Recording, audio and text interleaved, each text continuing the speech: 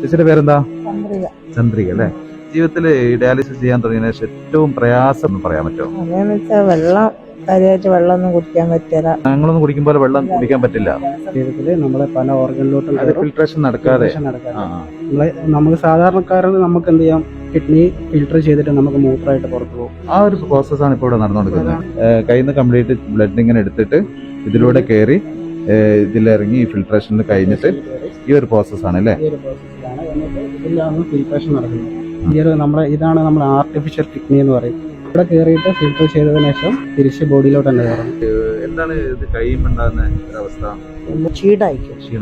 4 മണിക്കൂറോളം ഇങ്ങനെ കിടക്കണം. എന്തൊക്കെ മുൻകരുതലുകളാണ് എടുക്കേണ്ടതെന്ന് പറയാമോ? പിന്നെ ധാരാളം വെള്ളം കുടിക്കുക. പിന്നെ ഈ പെയിൻ കില്ലർ ഒക്കെ കഴിക്കുന്നുണ്ട്, ടാബ്സ് ഒരുപാട് കഴിക്കുന്നുണ്ട്. തലവേദന വന്നാല്, പനി വന്നാൽ പനി വരുമ്പോഴേക്ക് പാരസെറ്റമോൾ ഡോളൊക്കെ കഴിക്കുന്നുണ്ട്. കാരണങ്ങളാണല്ലേ. എവിടുന്നാണ്? എന്തായിരുന്നു വർക്ക്? എന്തായിരുന്നു? എനിക്ക് പണി സൗജന്യമായിട്ടല്ലേ ഇവിടുന്ന് മൊത്തം കിട്ടുന്നത് അല്ലേ? ഓക്കെ. എത്ര വർഷമായി ഡയാലിസിസ് ചെയ്യുന്നേ? 15 വർഷമായി. അപ്പൊ ഇവിടെ തുടങ്ങിയൊന്നു മുതലേ ഉണ്ട് അല്ലേ? ഒരുപാട് പേരെ പരിചയപ്പെട്ടു. അവർക്ക് വിശ്രമിക്കാനുള്ള ഒരു ഘട്ടത്തിലേക്കാണ് പോകുന്നത്. ഫിൽട്രേഷൻ ചെയ്ത് വീണ്ടും ഇങ്ങനെ റൊട്ടേഷനായി കയറിക്കൊണ്ടിരിക്കുകയാണല്ലോ. അപ്പൊ അതിൻ്റെതായിട്ടുള്ള നല്ല ക്ഷീണം ഉണ്ടാവുമെന്നാണ് എല്ലാവരും പറയുന്നത്. പ്രോസസ്